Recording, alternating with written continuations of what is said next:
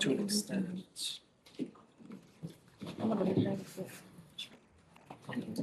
Rebuild a little bit.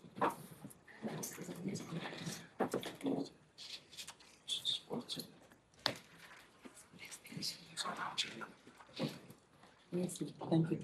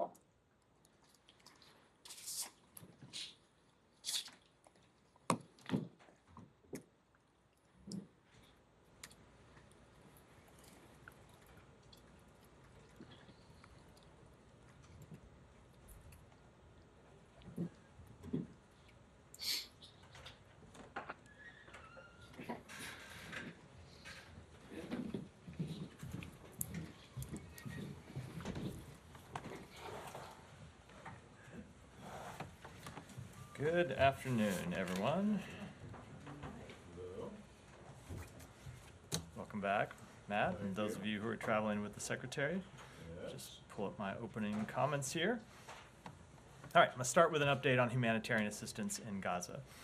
Following President Biden's call with Prime Minister Netanyahu last week, in which he emphasized that Israel must take immediate action to protect civilians and get more aid into Gaza, we have seen a number of initial positive steps over the past few days.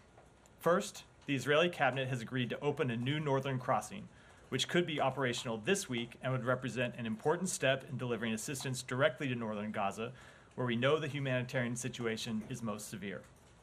The Israeli cabinet also approved the use of Ashdod as a port of entry for relief, which, if implemented, could significantly facilitate the flow of assistance.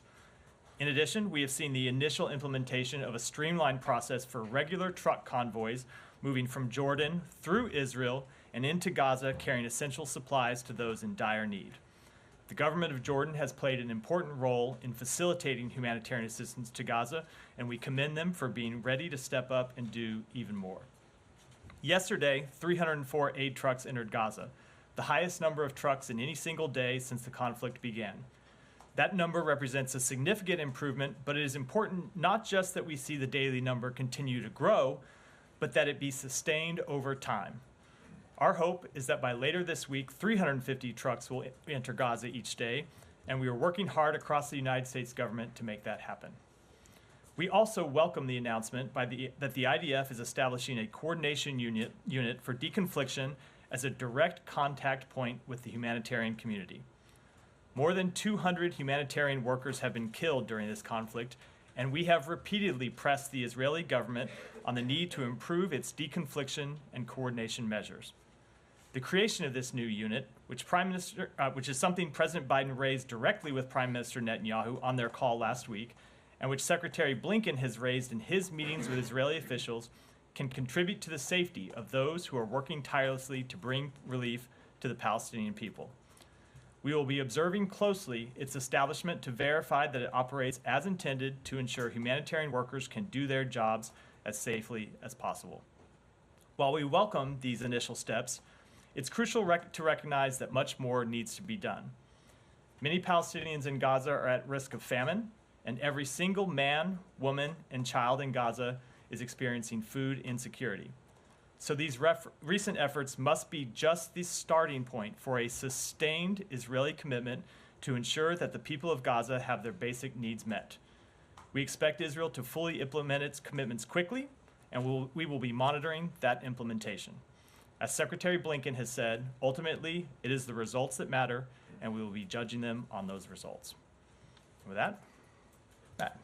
Okay, right. So, but it is correct, though, that you guys have not yet come to a determination as to whether the steps that Israel has undertaken now, in the last couple of days, or is undertaking, meet your, I don't want to say requirements, but meet criteria that you have laid out. It's not, you haven't decided that yet? It's something that we are going to assess over time because, as I was pointing out, it is not just important that they take initial steps to facilitate the increase of humanitarian assistance, but that increased flow of humanitarian assistance be sustained over time. We've had these moments before, most notably during the pause back November when we saw humanitarian assistance increase and then come back down. And what we want to see is a sustained increase. So new entries open up and they stay open. More trucks go in and they keep going in. But you guys have been calling for these actions for months now. Why do you think that they've now started to? You can't hazard a guess. So I can hazard a guess, but I'm not going to speak for the Israeli government. I mean, sure. I'm not. Since December, at least, even before. Yeah. You guys have been saying you need to open a northern crossing, and then when they did open the one, you said you kept going on about Erez, and that needs to be done. Ashdod, the Jordanian line, all of that stuff. You know, in January when we were there in Amman, you guys were talking about how important that was, and now it's April, and it's just starting to happen now. So why? So, I can't speak for the Israeli government, but I can. For the US government. I'm about to. What I can say is we have made clear over time the changes that we wanted to see implemented. We've seen some changes over time, but it has not been enough, and there has been an increasing sense of frustration inside the United States government that they have not taken some of these steps that we have been recommending and urging for some time. And the president last week made clear that ultimately their policy needed to change, or ours would. All right. Okay. And in the meantime, since you've been calling for all this, what has happened on the ground? A number of things have happened on the ground, but the most important thing that we have seen is dramatically increased food insecurity inside Gaza. I'm not. No. Wait. But between let's. That's why I start with a number of things happen on the ground and which one you're going for. Let's just start from January 1st of this year. Between January 1st and now, April, whatever it is, 8th. What has changed on the ground in Gaza? With respect, I was starting to answer with respect to food. You seem to have an answer in mind. How many more people are there? Yeah. How many more starving people are there?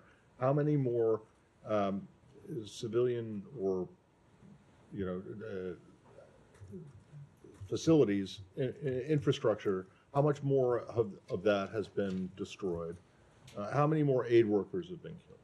So there have been 200 aid workers total that have been killed. Yeah. That's really been a constant since the beginning. And we have been making clear that there need to be better deconfliction and coordination measures. And that I will tell you that the step that they are taking now is important, but it's overdue. Okay. It should have happened months ago. A lot of these steps should have happened months ago. We're happy that they're happening now, but they need to be increased and they need to be sustained. So I'll stop after this, but in recognizing that often hindsight is 2020. Shouldn't you have put the ultimatum, or shouldn't the president have done that months ago? So we have made clear to them for months what we expect them to do, and we have seen backed up by what? And we have seen them take steps at our urging And some of those steps have been important, but they haven't been sufficient. And all I can say is that we welcome the initial steps they've taken over the past few days. They represent a dramatic improvement if fully implemented, but we're going to judge them ultimately by the results. Thank you. Yeah. I wonder if we could come to the hostage negotiations. One of the other things that the president said to the Prime Minister Netanyahu in the call, according to the readout, was that the Israelis should empower, or Netanyahu should empower his negotiators to make a deal. Have you seen any evidence of a change in that regard? So I'm not going to speak in detail with respect to the hostage negotiations, other than to say that there is a deal that's on the table for Hamas, and we hope that they'll accept it. We do believe that the Israeli government is ready to make a deal. They want to see their hostages returned, but we have to see Hamas being willing to accept such a deal. But the implication of the way that came out in the readout was that so far those negotiators hadn't been fully empowered, and there's been criticism from the Israeli opposition that they haven't sought a deal as hard as they could have done. Right? Is that not the case? We have seen Israel put a deal on the table in the past, and we wanted to make sure, and that's what you saw us speak to in that readout, that as these new sets of negotiations unfold, that the negotiators there are fully empowered to make a deal. But it's not true that Israel hasn't been willing to make a deal in the past, because they have been. There have been deals on the table that Hamas has rejected, and there's now a deal on the table, and we hope that Hamas will reject it. We believe, as we believed all along, that a ceasefire would be in the interest not just of the hostages whose release it would enable, but also in the interest of the Palestinian people who are suffering greatly. So now there's a deal which Hamas, you hope they will accept. What is different about this deal from the previous ones that they've rejected? That I'm not going to get into, just because I don't think getting into the back and forth of negotiations is helpful from the podium. Sure. Just sticking in the region, the Prime Minister just said, like in the last hour or so, that a date for the Rafah invasion has been set. Have the Israelis shared that date with the U.S.? To my knowledge, we have not been briefed on that date. And given what the Israelis have briefed U.S. officials on to date in terms of their plans for the operation, I assume that what you've seen thus far would not be something that the U.S. would approve? So we have not yet seen them present a credible plan for dealing with the 1.4 million civilians who are in Rafah, some of whom have moved more than once, some of whom have moved more than twice. But even more than that, we have made clear to Israel that we think a full-scale military invasion of Rafah would have an enormously harmful effect on those civilians, and that it would ultimately hurt Israel's security. So it's not just a question of Israel presenting a plan to us. We have made clear to them that we think that there is a better way to achieve what is a legitimate goal, which is to degrade and dismantle and defeat the Hamas battalions that still remain in Rafah. So I think, as you obviously know, we had a conversation with them about it last week. Secretary Blinken participated in that conversation with leaders from the White House and other agencies of the United States government. There will be further conversations over the coming days, coming weeks, where we can continue to lay out our beliefs about this potential operation and how they could achieve it in a better way, and we'll go from there. Yeah, Saeed. Thank you. Just to follow up on the talks. So you're saying that there is a deal on the table, and it's up to Hamas to accept it and so on. Now, would that deal include the withdrawal of all Israeli forces from the whole of Gaza, you think? I'm going to maintain my rule of not commenting on negotiations or what the contours of any deal might look like from this podium. Yeah, I fully understand, but is that something that the United States would consider, would support? I mean, I'm sure there's some sort of conversation in this you fully understand and continue to ask me to Right. violate that rule, which I'm going to refrain from doing. Okay. So I only say it with respect. It's just I don't think it's helpful for us to talk publicly about what are obviously very sensitive and delicate private negotiations. Okay, do you feel we're closer to a deal today than we were, let's say, a couple of days ago? I'm just not going to comment on the negotiations at all. Let me ask you on Rafah. Now, the United States rejects any kind of plan that does not include the safe movement of 1.4 million Palestinians from Rafah.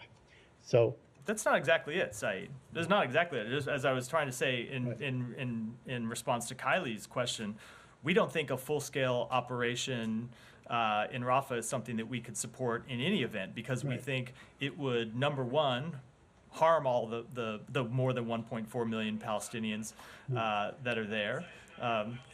Welcome to the briefing, Hiba. It would harm those Palestinians there. It would hinder the delivery of humanitarian assistance. So we have made clear that we don't want to see that full-scale invasion in any event. Right. But is it feasible to really move 1.4 million Palestinians? I think it would be very difficult to do, Safely? which is why we have made clear that we cannot support that kind of operation. All right. But a couple more questions. The Secretary General the United Nations Secretary General on Friday expressed concern that Israel is using artificial intelligence to target Palestinians. Are you aware of that report? I've seen the reports. I don't have any further information on them. And lastly, I promise it lastly, on UNRWA, if the last couple of weeks taught us anything, it taught us that, the only people that really can conduct the dispensing of aid and movement and so on are really UNRWA, effectively, simply by virtue of a very long experience. So I know that the United States, at least until next year, will not be funding UNRWA.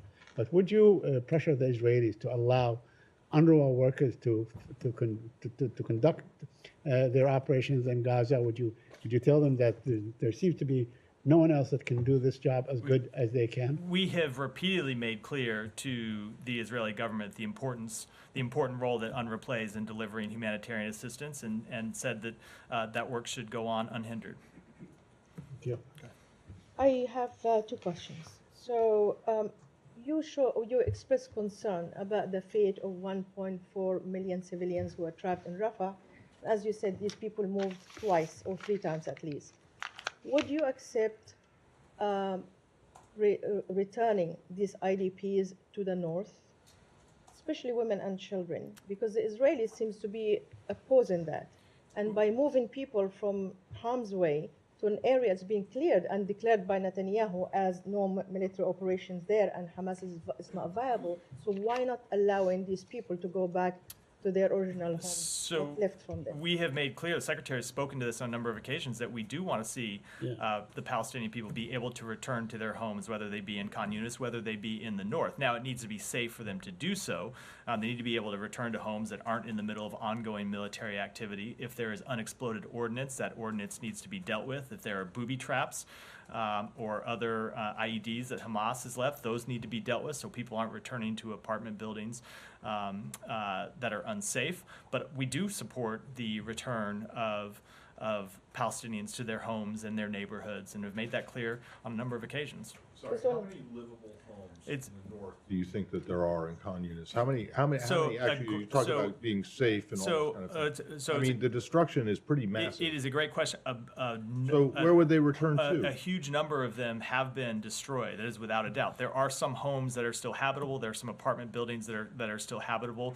It is. You know this? How? You can look and see the number that there are buildings that are still habitable. People report on the ground that there are buildings that are still habitable throughout Gaza. Now, a massive number have been destroyed, but there we hear from people who want to return either to their homes or they want to return to their neighborhoods so they can start to rebuild their homes, and we support their right to do so, recognizing that there is a very difficult road ahead of them. Matt, I will note you never apologized for interrupting me. All right, well, Just did it. Well, because I'm not sure gentlemen deserve an apology. Fair enough. You followed up for me. Second question is, Mr. Kirby said on Sunday that, and let me quote him so I'll be accurate. He said, the U.S. has not found any evidence of Israel violating international law. He refers to the State Department. He said the State Departments have a normal process where if there's an incident reported, they will follow up. And they concluded, the State Department concluded that Israel has not violated international law. So my question to you is, in the face of all the humanitarian organizations working in Gaza, including MSF yesterday, that they said Israel has targeted not just aid workers, but doctors and journalists. And Chef Jose Andres said as well that Israel is committing crime against humanity. Why the U.S. is not conducting an investigation regardless of these incidents. So- A full investigation, like you asked for, to be conducted in Ukraine after the Russians invaded. So we do have a number of ongoing assessments with respect to this very question. But We have not assessment's yet. different than investigation, right? That is how we do. It's how we operate inside the State Department. Is we have a number of different bureaus, experts from across our bureaus that look at facts, apply them to international law, and make assessments. Those assessments are ongoing, and we have not yet at this time concluded that Israel has violated international humanitarian law, but we have ongoing assessments across a number of different fronts. So all these organizations are just wrong? They just see the law differently? I'm telling you that we have Or you ongoing just cannot? assessments, and we have not yet reached that conclusion. Janet, go ahead. Thank you, ma'am. On South Korea, I'll come to you next. Yeah. yes, thank you. On the South Korea's military satellite launch, how does the United States view the successful launch of South Korean's military reconnaissance satellite from the Kennedy Space Center in Florida yesterday? Let me take that back and get you an answer. Thank you. And second one, Russian government summoned the South Korean ambassador to Russia in retaliation for South Korea's independent sanctions against Russia. A spokesperson for the Russian Foreign Ministry denied any treaty in military supplies between North Korea and Russia and criticized that South Korea should escape from the influence of the United States. What is your reaction on? So South Korea has been an important partner, not just of the United States, but of others in the international community in helping hold Russia accountable for its illegal war of aggression against Ukraine. They have been with the United States and our international partners since the beginning. We look forward to continue to work with them to hold Russia accountable.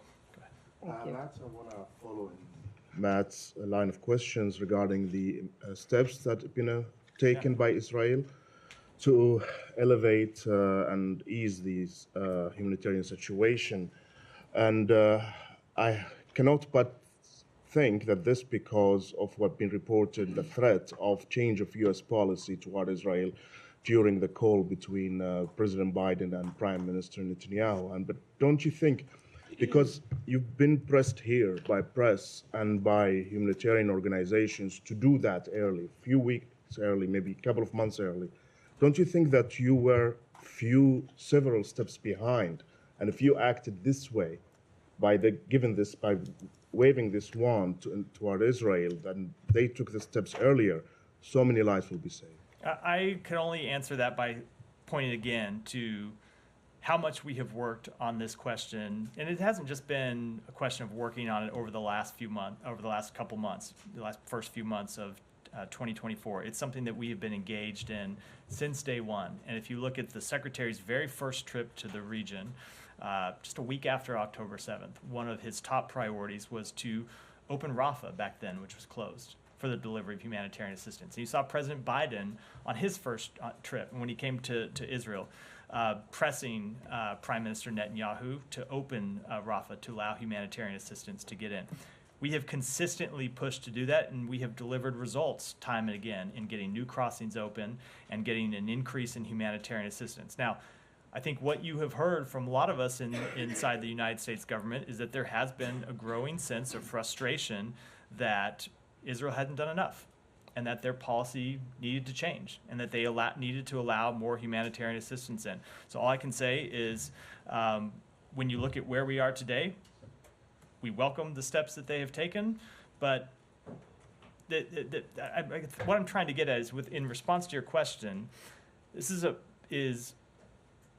not an end of the process. We've seen them take initial steps here over the past few days, but we want to see much more. And so we are going to be watching them over the coming days, the coming weeks, to see that the steps they have announced actually lead to improved results. And we will make assessments and make determinations of our policy based on those results.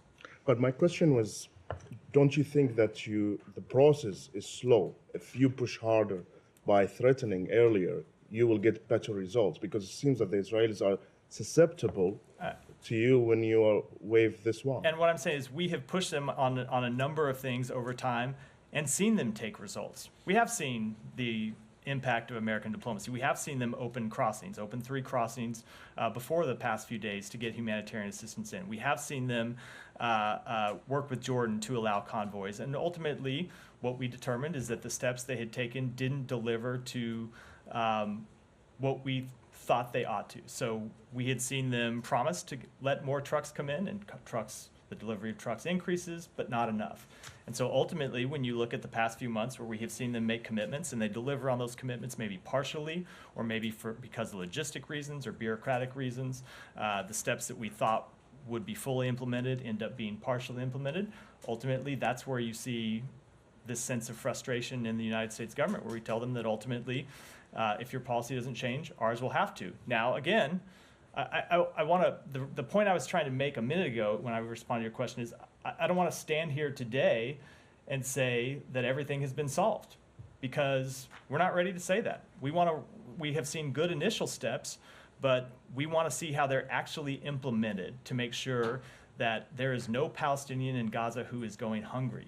And until we get to that point, we're not going to be satisfied.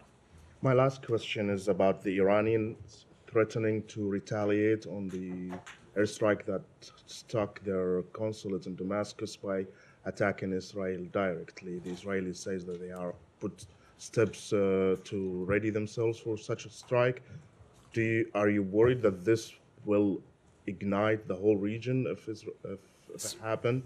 We have been concerned about the risk of escalation since October 7th, and one of the things you have seen us consistently engage in is diplomacy to try to lower that risk of escalation. We have made clear directly to the Iranian government that it should not use this incident as a pretext to attack American troops or American facilities in the region, and we will continue to make clear to them that they should not take any escalatory actions. So just on that, Yeah. in reference to the Mexico-Ecuador situation, which you have a problem with the Ecuadorians going into the Mexican embassy, is it still the U.S. position that what happened in Damascus did not involve a legitimately protected diplomatic facility as covered by? It is our position that we are still attempting to answer that question, whether it was a consular facility or not. And if it was? I don't want to deal with hypotheticals. We're trying to determine the facts of the situation. Well, I'm not sure. I mean, this is now several days old. What exactly is it that you're waiting for? We are waiting on a final determination. It's From something whom? we're looking into. We're making our own assessment based on facts and the facts that we continue to gather. From the people that you have on the ground in Damascus? We have a variety of ways to gather information. Oh, okay. Okay. What are they? I'm not going to get into them here, but we obviously have intelligence capabilities Well, the and Israelis the say ability it wasn't a legitimate to. diplomatic. I understand that, and we're gathering our. You don't agree with that? No, at least not yet. what I said is we're gathering our own facts and making our own determination Well, okay. How? by looking at the facts and making a determination. I'm not going to take you inside the process, but we're gathering. I mean, what? We're Are you gathering. looking at We're gathering satellite as much. satellite imagery or something like that? We are. I'm not going to get into the exact facts that we are gathering, but I can Well, tell how you are we you are so looking. sure that because the Mexican embassy in Quito is a diplomatic? it is a long-established Mexican And embassy. This wasn't long established? That is ultimately the question that we are trying to determine. Even if it was an established diplomatic facility, and there were also, like IRGC folks in there, would that justify an attack? Again, I'm not going to get into hypotheticals. We want to answer the factual question before moving on to that second order one. And just one more question on this, this Iran threat that has been discussed by U.S. officials. There are some reports that the expectation is that the target is expected to be in Israel. Is that accurate? I am not going to speak for the Iranian government, obviously. I think we would send a loud and clear message to them that they should not escalate in any event, whether that means inside Israel or elsewhere in the region. But I'm not asking you to speak for the Iranian government. I'm asking you to speak for what the expectation of where that threat Right, would and I'm not actually going be to. I'm not going to speak to any expectation. Our to the extent that we have an expectation, it is that Iran not escalate this conflict any further, and we have made that clear to them. Why don't you want to publicly speak about where that threat is if you guys are saying it's in the region, and obviously the hope is to... I think you might prevent it understand from why I don't happening? want to speak to intelligence matters from this podium. Stay in the region. Yeah, keep to go. You just said that you have had direct communication with the Iranian government. Yeah. Have there been any communications during the past few days specifically, since apparently reports out of Tehran are saying that they have set conditions for them not to retaliate, that they've sent messages to the U.S., some reports say via Oman even, and their foreign minister was in Oman on Sunday. Are you referring to the reports that they wouldn't retaliate if there was a ceasefire in Gaza? Correct. I can tell you that those reports are not true. They have not sent that message. But if Iran wants a ceasefire in Gaza, that ought to be something they can accomplish, because they have long supported Hamas, and they could press Hamas that they should accept the deal that is on the table that would achieve a ceasefire. Okay, another Iran question. Yeah. The U.S. has consistently said that it coordinates with the European Union on actions it takes against Iran, specifically, or one example, sanctions. Now, the European Union has lifted its sanctions on a certain company, Arvon Cloud, which both the U.S. and again EU said that it was complicit in disconnecting people's access to the internet. Was the administration advised of the EU's decision to rescind those sanctions on this company? So our position on Arvon Cloud is clear. Arvon Cloud is a key player in the Iranian regime's project to cut off the Iranian people from the global internet and surveil them, as we said when we designated them in June. Arvon Cloud maintains a close relationship to Iran's Ministry of Intelligence and Security, and senior managers of Arvon Cloud are either current or former affiliates of the Ministry of Intelligence and Security. So Arvon Cloud remains sanctioned by the United States. Ultimately, the EU's decisions are up to the EU, but Arvon Cloud will remain sanctioned by the United States for its clear role in facilitating censorship to the detriment of the people of Iran. Thank you. Go ahead, next. I'll come to you next, sorry. About Ecuador's situation, the U.S. already condemned Ecuador's violation of international law at the Embassy of Mexico in Quito. But what's next? Is the U.S. considering sanctions, and if so, what kind? Well, let me say that, first of all, we condemn any violations of the Vienna Convention on Diplomatic Relations. We take seriously the obligation of host countries under international law to respect the inviolability of diplomatic missions. Mexico and Ecuador are crucial partners of the United States, and we place a high value on relations with both countries. And then finally, we welcome the convening of the OAS Permanent Council this week to address ongoing developments, and we encourage both countries to resolve their differences cooperatively. Considering sanctions? I don't have any announcement with respect to our actions. I think the next step is that, in this matter is for the OAS Permanent Council to meet this week and address the ongoing developments. We're monitoring that closely, and we'll look to see what outcomes they produce. Yeah. Could you talk a little bit about how China's support for Russia's war effort in Ukraine has evolved, and also the Secretary's efforts to communicate that and talk about that with allies?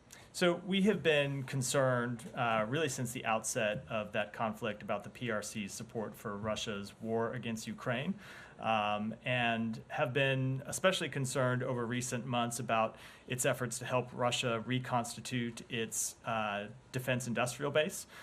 We have raised that with a number of our allies and partners across the world.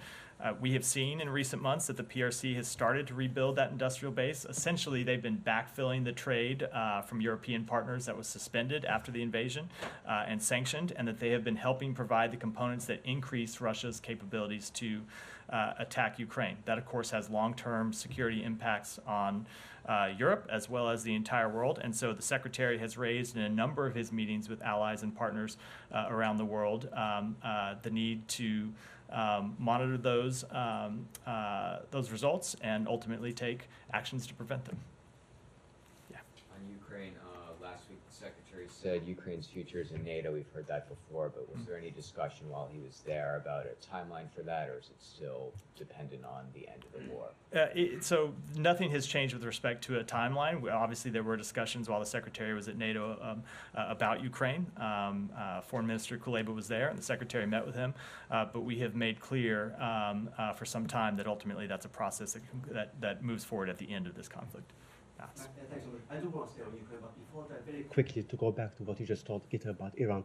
If those reports are not true, your expectations that Iran will not escalate is based on purely your own observation? I said the report. I was referring to the reports about Iran presenting to us the condition for ceasefire. Those reports are not true. But I'm not going to speak to what Iran may or may not do. Got it. Thanks so much. Moving to Ukraine, any comment on the last weekend's attacks on Europe's largest nuclear plant? How alarmed are you, and what do you know for sure about what's going on? Because we have seen increasing disinformation campaign launched by Russia. So we are aware of the reports of a drone attack at Zaporizhzhia nuclear power plant. We are continuing to monitor the conditions at the plant, including through official reporting from the IAEA, which fortunately notes that the damage resulting from that drone strike has not compromised nuclear safety. You have heard from us before our belief that Russia is playing a very dangerous game with its military seizure of Ukraine's nuclear power plant, which is the largest in Europe. It's dangerous that they've done that, and we continue to call on Russia to withdraw its military and civilian personnel from the plant, return full control of the plant to the competent Ukrainian authorities, and refrain from taking any actions that could result in a nuclear incident at the plant. Thanks so much. President Zelensky called for increasing air defense support ahead of his meeting with UK Foreign Minister. The Secretary agreed with there was a call between the two, Zelensky and UK Minister, with Foreign Minister's article today. What was the last part? The Foreign Minister wrote an article and he called for...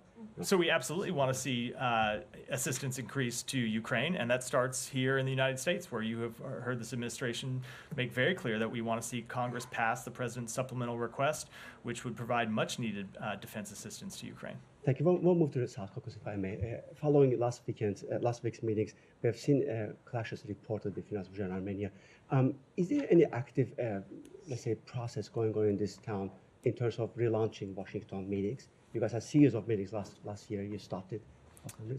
We have made very clear that the path forward for resolving this conflict is ultimately at the bargaining table. I don't want to speak to any upcoming meetings, but we have always made clear that we welcome dialogue. When the Secretary has communicated with the leaders of both Armenia and Azerbaijan, he has made clear that there needs to be dialogue between the two parties. We are happy to play whatever role we can to facilitate that dialogue, and we'll continue to do so, but I don't want to preview any specific upcoming meetings. Any reaction to the clashes itself? So let me take that back. Thank you. And finally, if I may, I know my Georgian colleagues will also press you on that. You guys have put out a statement over the weekend. You said that you reached out to Georgian Dream government and conveyed your concern about the Russian law. Yet they moved on. As you know, they submitted their draft today. What is your policy here, other than just wait and see? What is our policy here, other than just wait and see? Last year, you guys... The policy is the policy that we made clear in the statement that we put out, which is that we are deeply concerned that if it is enacted, this draft legislation would harm civil society organizations working to improve the lives of Georgian citizens. It would derail Georgia from its European path, and we are concerned that the legislation would impede independent media organizations working to provide access for Georgian citizens to high-quality information. Now, this is still a draft piece of legislation. It has not been enacted into law. So with respect to any potential outcomes or any potential steps that we might take, I certainly wouldn't want to preview them today. Last year, you guys were clear that if any MP votes for that, they will be sanctioned. By refraining from conveying the same message? Right now, we are making clear that we are concerned with this draft legislation with respect to what we might do if it moves forward. Stay tuned. I don't have anything to announce today. Thank you, sir. Secretary Blinken had a phone call with Pakistani Foreign Minister Ishaq Dar on Friday. Could you share some details, like what are the key points? So the Secretary did speak with the Foreign Minister of Pakistan on Friday to reaffirm our robust partnership, which advances the prosperity of Pakistan and the United States.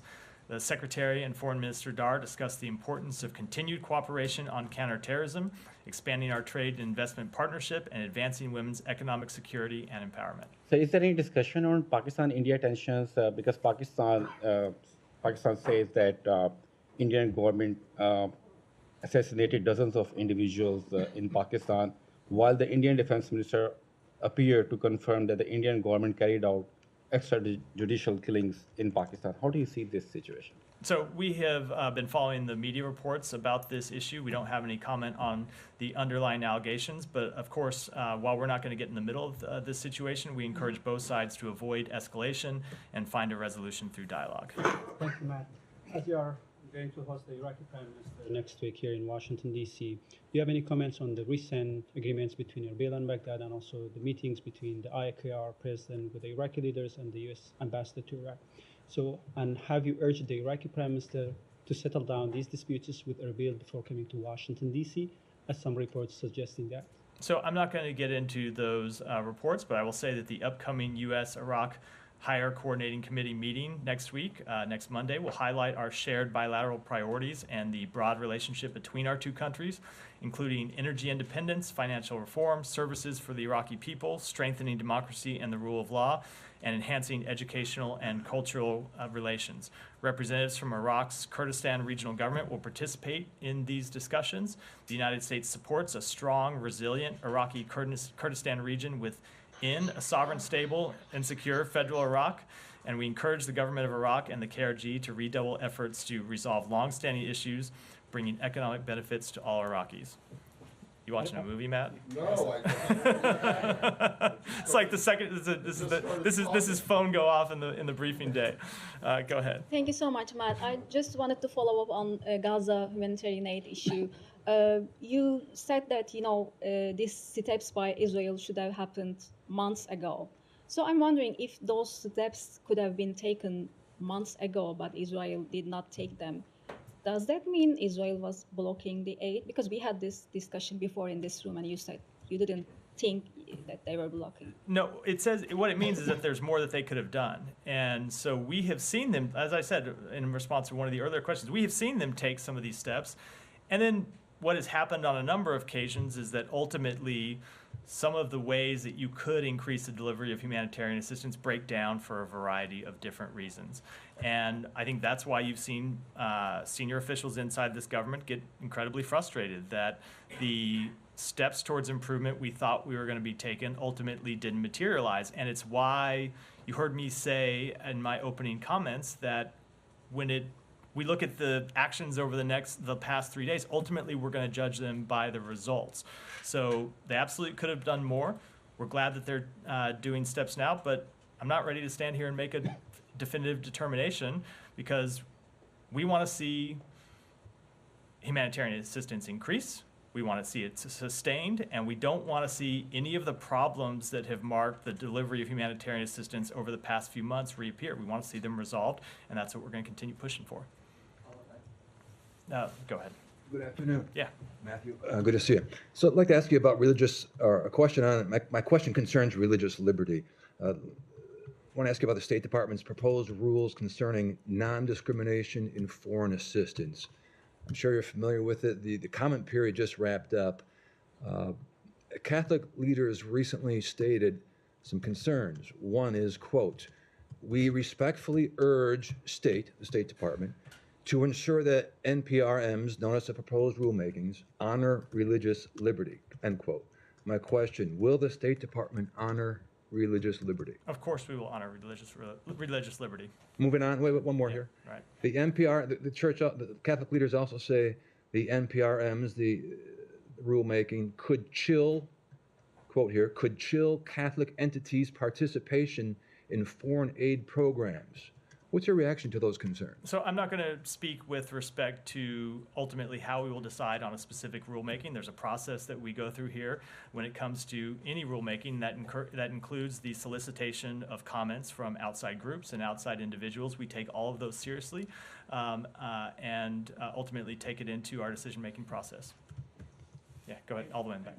Thank you, Matt. I'm wondering if there is a new dimension emerging in the Indo-Pacific strategy, given United States' constructive engagement with Chinese authority and including President Biden's 105 minutes phone call with the Chinese President Xi in recent days.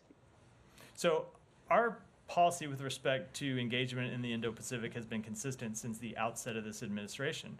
And that is, we make clear when it comes to China specifically, which you raised in that call, that there are areas where we have concern with actions that China has taken. There are areas where we want to work together with China to address mutual concerns, for example, with the trafficking of fentanyl, which has impacted millions and millions of Americans.